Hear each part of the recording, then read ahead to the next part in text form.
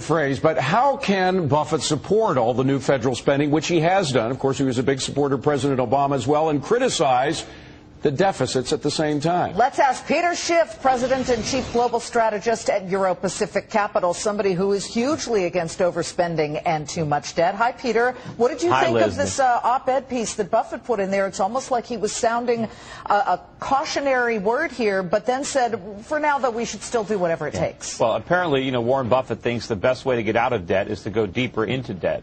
I agree with his premise that the dollar is going to go down and that there's a lot of inflation in the future and it's a problem. But I disagree when he supports the Obama administration, Congress, all the actions that they're doing now that are debasing the dollar and are causing these problems. Apparently, Warren Buffett thinks that the short-term benefits of inflation outweigh the long-term pain of suffering inflation. He is dead wrong.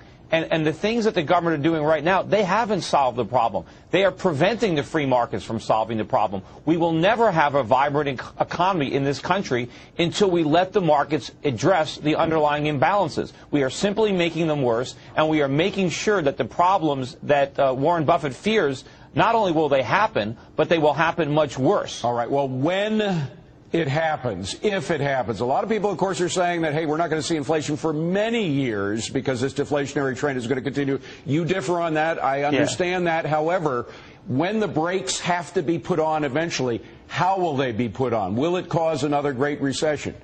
Well, unfortunately, they really can't be put on at this point. I mean, we're just going to go over the edge of a cliff. The time to put on the brakes, has long passed. We're going to have to deal with the damage. But the people who are saying that, the inflation is not going to be a problem for a long time, these are the same people who bought into the internet media of the 1990s, the same people who said that housing prices would go up forever, the same people that thought we were in a Goldilocks economy. They are dead wrong. They have never gotten anything right. This is a major problem right now. Okay. And if you're talking about the price of oil going up, you ain't seen nothing yet. I mean, we're probably going to see oil prices, by the time Barack Obama is running for re-election, we'll be well above $200 a barrel for oil. And it is specifically because of the inflation that Warren Buffett is championing, that the government is creating right now. Okay, you are very concerned about what you perceive to be the actions that Congress and the president have taken reflating a busted bubble. However, when we go to this inflation issue, Peter, we just got the July Producer Price Index number that showed no signs of inflation. In fact, there's a little bit of deflation, prices dropping. Where do you see the two having that clash?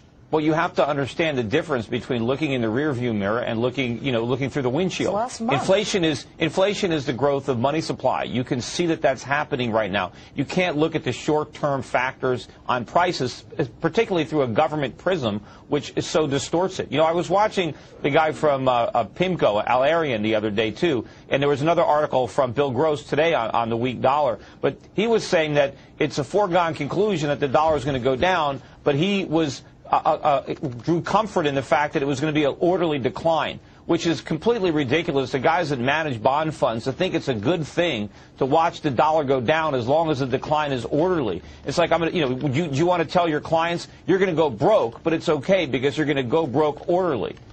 This is a bad thing. Debasing our currency is a bad thing. It's unfortunate. The policies that we've already done have debased the dollar. But to continue those policies means the dollar is going to have to fall a lot more. And, I was critical of George Bush when he did the same thing. When he inherited a recession from Clinton, he ran at the deficit. He sowed the seeds of what we're suffering now. Yeah. And now you have Warren Buffett applauding Barack Obama and this Congress for doing exactly what Bush did that led to the problem. Peter, let me just add, you're running for Senate, correct?